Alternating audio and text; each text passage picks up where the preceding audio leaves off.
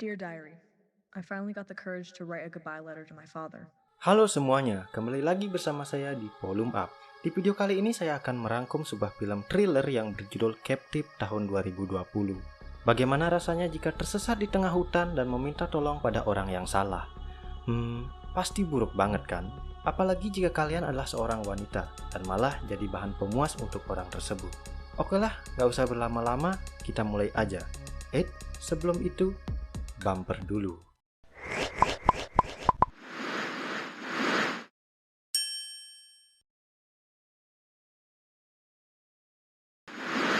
Film ini diawali dengan catatan si Lily, di mana tertulis ia sudah muak dengan perlakuan kasar ayahnya. Dan pada hari ini, ia sudah tidak kuat lagi dan memutuskan untuk kabur dari rumah. Out of here. Kemudian ia pun sudah kabur dari rumah dan berada di tengah hutan bersama dengan pacarnya bernama Neil. Namun seketika Lily ingin menghubungi ibunya karena ia merasa bersalah. Namun Neil mengambil HP Lily dan menyitanya, serta ia bilang, nanti saja ketika pikiranmu sudah mulai tenang. Mereka pun kembali berjalan menyusuri hutan. Terlihat si Lily mulai merasa kelelahan, namun pacarnya bilang, bentar lagi sampai. Tapi ternyata mereka malah kemalaman. Mereka pun memutuskan untuk mendirikan tenda. Lily disuruh mendirikan tenda, sedangkan pacarnya mencari kayu bakar. Dan pacarnya berkata, tunggu di sini, aku akan segera kembali. Singkat cerita, Lily ingin menghubungi ibunya kembali. Namun dia baru ngeh kalau HP-nya dibawa sang pacar. Dan ia pun mulai gelisah karena pacarnya tidak kunjung kembali. Hari berganti malam, pacarnya pun tak kunjung kembali. Lily pun merasa takut karena mendengar suara kresek-kresek di luar tenda.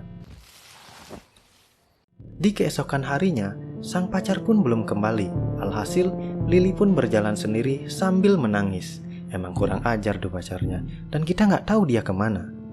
Lily pun terus berjalan dan masih menangis. Tiba-tiba ia mendengar lolongan serigala yang sontak membuatnya lari terbirit-birit. Beruntung tak jauh dari sana, Lily pun menemukan sebuah rumah dan ia pun masuk dan meminta pertolongan. Dan untungnya ada seorang bapak-bapak tuir yang membukakan pintu. Namun bapak-bapak itu terlihat sangat senang dengan kehadiran si Lily. Ia pun mengajaknya masuk dan menyuruhnya mandi. Hah? Aneh banget, padahal baru ketemu tapi bapak itu seperti mengenal Lily. Lily yang merasa aneh memilih untuk pergi, namun tiba-tiba What do you want from me? I want you to come inside so we can try to have a normal conversation. Get inside now. Okay. Come on, you come. Lily yang takut akan perlakuan kasar, apalagi teringat kelakuan ayahnya, ia pun menurut saja dan ikut masuk. Tapi yang aneh adalah perlakuan bapak ini seperti sangat peduli dengan dirinya. Namun Lily yang tetap ingin keluar malah dibentak-bentak layaknya bentakan sang ayah pada putrinya. Lily yang terus berontak membuat bapak itu mengurungnya di basement. Get in there. Get in and think about it.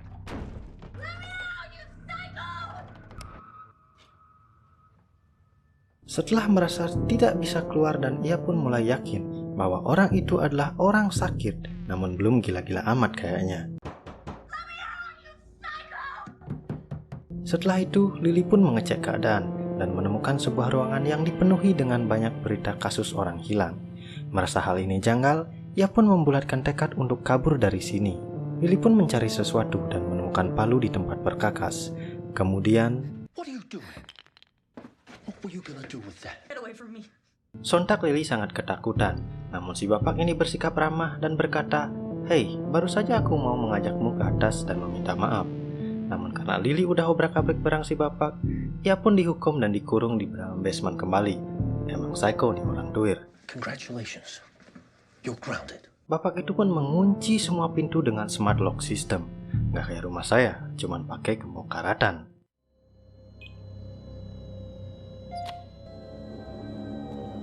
Lily yang gak bisa ngapa-ngapain terus-terusan menangis.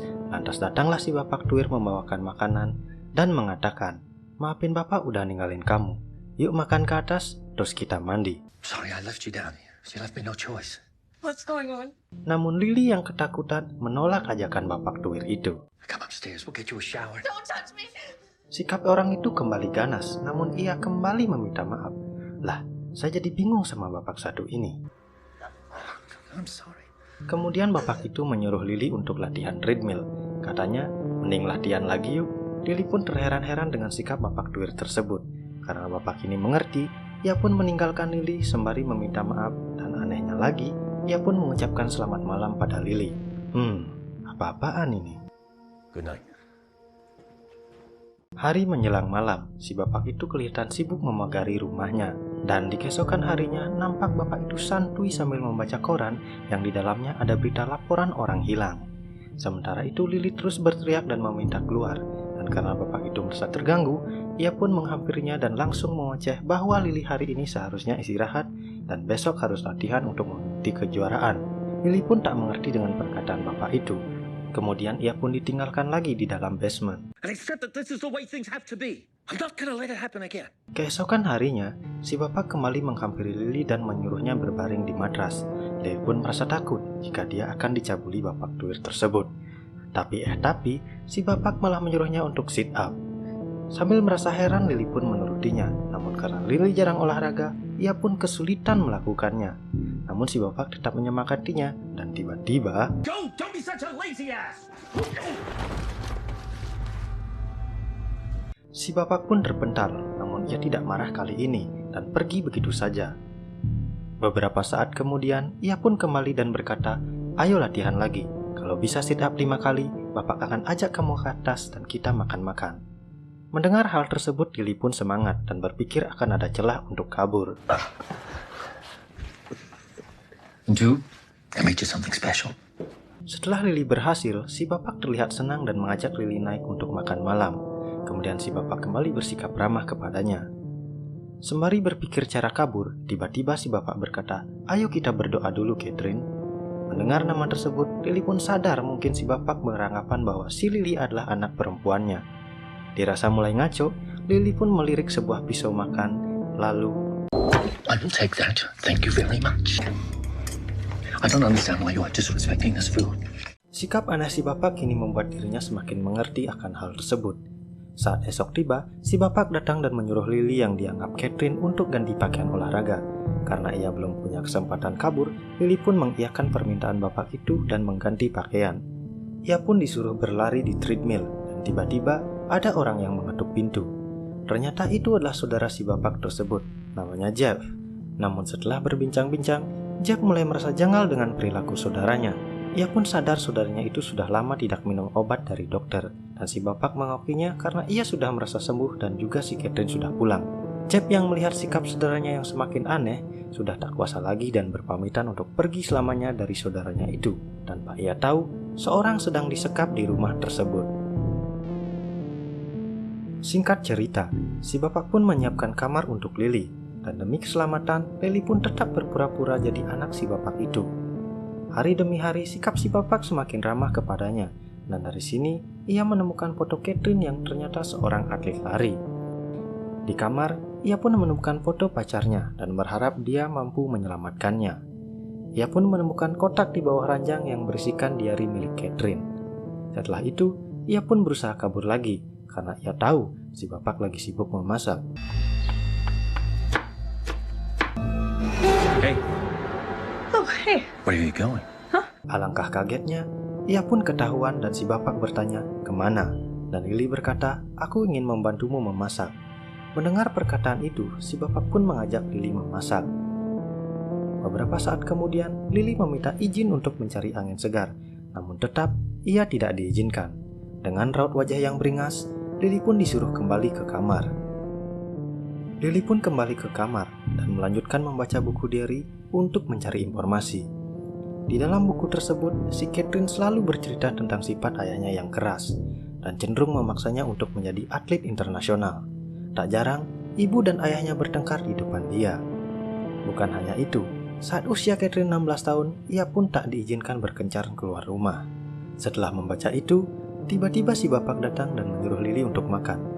Namun si Lily berpura-pura sedang datang bulan dan meminta si bapak untuk membelikan pembalut. Meski si bapak sudah bilang udah gak mau naik mobil. Kenapa gak mau naik mobil? Nanti kalian akan tahu. Ia pun berangkat ke minimarket terdekat. Sedangkan itu, si Lily disuruh kembali latihan di dalam basement. Namun, si Lily kembali membaca diary tersebut. Hanya berselang beberapa saat, si bapak udah kembali. Lily pun berpura-pura berkeringat setelah lari. Namun untung saja, kedatangan si bapak itu terhenti oleh seorang bermotor. Ternyata itu adalah Neil, pacarnya si Lily. Entah dari mana dia datang, karena nggak dijelasin. Terlihat dia sedang mencari si Lily. Namun karena si bapak sadar yang dicari adalah anaknya, ia pun marah-marah ke Neil dan membuatnya takut lalu pergi. Setelah itu, ia menemui Lily dan membawa pembalutnya. Kemudian ia berkata, karena paman Jeb rewel menyuruh bapak minum obat, jadinya bapak mampir beli obat. Sontak mendengar kata tersebut, si Lily takut kalau si bapak minum obat, penyamaran dirinya akan terbongkar. Lantas dirinya bergegas untuk pergi, tapi tiba-tiba Where were you? Lily pun ditanya, selama kau kabur, kau sama siapa? Lily yang kesal pun menjawab, ia akan pergi bersama pacarnya yang bernama Jared, di mana Jared sebenarnya adalah nama pacar Catherine yang ia baca di buku diary. Mendengar nama tersebut, si bapak agak kesal. Kemudian, si bapak malah nyuruh Lily ukur tinggi badan. Namun karena ia lebih pendek dari Catherine, Lily pun sampai harus jinjit. Kemudian si bapak menyuruhnya untuk lompat tali. Namun si Lily mulai jengkel dan ia pun melakukan sesuatu yang di luar dugaan kita. It's just a complete waste of freaking time.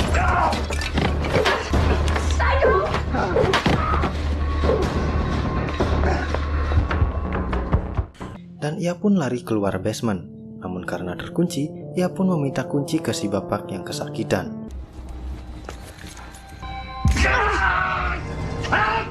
Si bapak pun berkata, teganya kau melakukan ini kepada ayahmu yang sangat menyayangimu.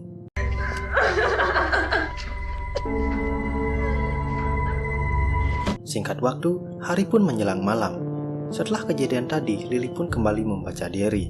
Dan tiba-tiba, ia menemukan koran tentang kecelakaan yang menewaskan istri si bapak itu. Lily pun sedikit prihatin dengan tragedi itu. Lalu tiba-tiba, ia dipanggil oleh si bapak untuk makan malam. Nampak si Lily merasa bersalah setelah mengajar si bapak itu hingga punggungnya terluka. Ia pun teringat dengan siksaan dari ayahnya yang selama ini dia alami. Namun anehnya, si bapak sama sekali tidak marah dan malah menyiapkan makanan untuk Lily. Melihat hal itu, Lily pun minta maaf dan si bapak pun memaafkannya. Setelah beberapa lama, Lily pun mulai membiasakan diri dengan si bapak. Bahkan ia berlagak seperti Catherine yang sesungguhnya dengan menulis kembali diary milik Catherine. Seminggu kemudian, si Lily berlatih dengan gembira tanpa paksaan. Bahkan, ia sudah menyebut bapak itu dengan sebutan ayah. Dan Lily pun berlatih dengan sangat keras. Don't get distracted. Come on, put the pace on. One more lap. Come on. Hingga tiba-tiba, ia seperti mendapat kesempatan untuk kabur dari situ. Wait, Catherine? No, Catherine! Catherine! Please, no, don't leave.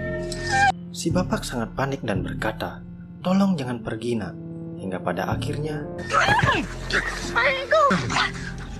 Oh no. kaki si Lily cedera.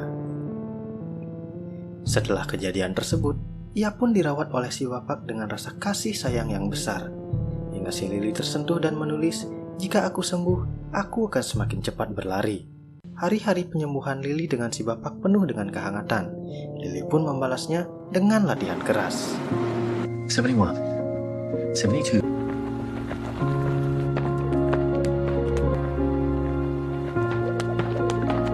Singkat cerita, di dalam perbincangan si bapak bilang, hari ulang tahunmu semakin dekat, kau mau kado apa dari ayah? Lily bilang, apa saja boleh. Dan si bapak mendaftarkan Lily lomba lari. Lily terlihat senang mendengar hal itu. Ia pun berfoto berdua dan sudah seperti ayah dan anak sungguhan. Padahal kita belum tahu keadaan Catherine di mana. Keesokan harinya, ketika Lily akan pergi latihan, ia diberi hadiah oleh si bapak. Hari ini adalah hari ulang tahunnya.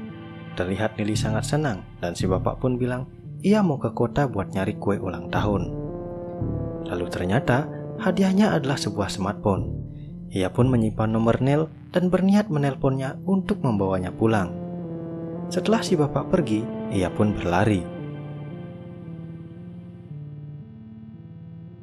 Setelah si bapak pulang, tiba-tiba kedatangan seseorang.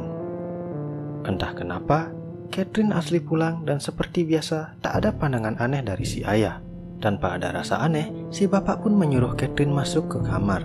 Lalu Catherine merasa janggal dengan kamarnya yang selalu rapi dan melihat buku diarinya berada di atas meja.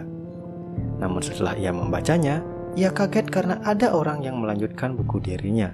Dan saat bersamaan, muncullah Lily dengan gelagat yang berbeda dan berkata, "Aku sudah membaca semua isi diarimu." Catherine yang bingung, ia pun bertanya, "Siapa kau?" Lily menjawab, "Aku adalah dirimu saat kau tidak ada." Catherine yang ketakutan hanya bisa menangis melihat tingkah Lily.